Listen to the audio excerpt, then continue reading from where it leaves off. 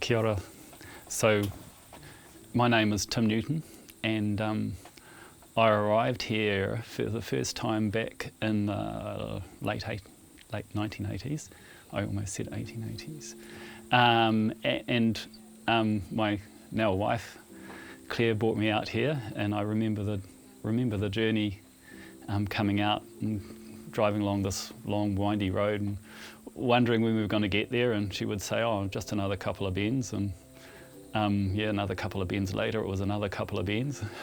Eventually we arrived to this little farmhouse on the end of the line. They like to tell me that that's where the power lines and the phone lines ended and still do end.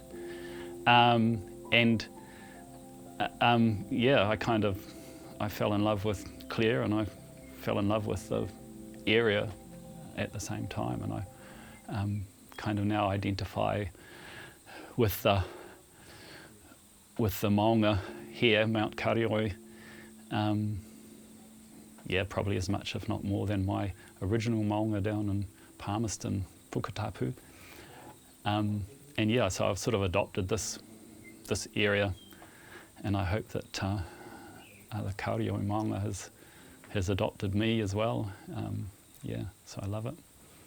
My wife Claire and I, we've got 3 children who are all grown up now, and like us, they're all kind of connected to this farm in different ways. Our eldest son will be taking the farm over in the future, and so we've been fortunate to be able to get a nice succession plan for the farm. But one of the things that I've appreciated about what the Jacksons have historically done, generations of Jacksons since 1886, have looked after this piece of land, and they've treasured little special areas, which has given our family an opportunity to help to contribute to maintaining that. My son, when we'd finished fencing a kilometre of fence just behind us, he said, well, it's been like this for 150 years, slight exaggeration. He wants to make sure it's the same for at least another 150 years. So him and my middle son Paul is very passionate about. He's a musician and also amateur botanist, and he's learned a lot about the plants in the area. And there's a PhD to be done in terms of the uniqueness of the vegetation, that would really complement some of the geological work that's been done.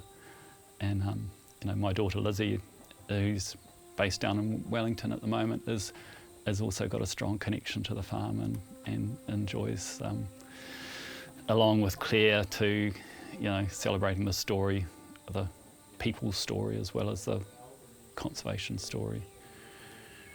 So we've set up a family trust, which aims to help to restore or repair habitats, because one of the things we've become aware of is that we often don't know, but we know we're losing plant species. We know from historic plant lists that some things are no longer around, so we're wanting to halt that process and reverse it, and even the family history talks of finding kiwis in post holes and such things, and we'd like to think that maybe not in my lifetime, but that the kiwi will bring the kiwi back, ko kako, and we'd like to have gannet colonies on the coast, like they probably previously were or historically were, and all kinds of the birds like the oi and various birds. So that's part of our passion, is really just learning more about what this area was like 10 years ago, 50 years ago, 100 years ago, 1,000 years ago, 10,000 million. It's where really enjoyed Oliver McLeod's geological mapping and story. That kind of really adds a dimension to the story that the Maunga has to tell. And so what we're doing with our Te Rekereke Taiao Trust, that's the trust we've set up. We're networking with all of the other sort of groups and community people that are doing fantastic work on the Maunga, down to the coast, like the Karioi project, and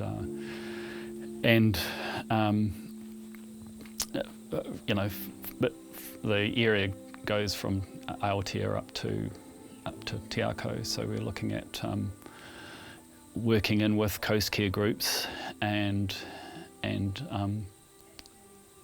other groups, including the Weed Busters, and I'd really like. I think that the best.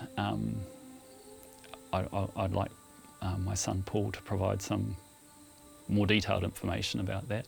But what we're doing is we are identifying a list of a good number of plants which would have been common but are rare. One of our big success stories is gathering rata seed, and from here the northern rata, which would have been fairly dominant on the coast.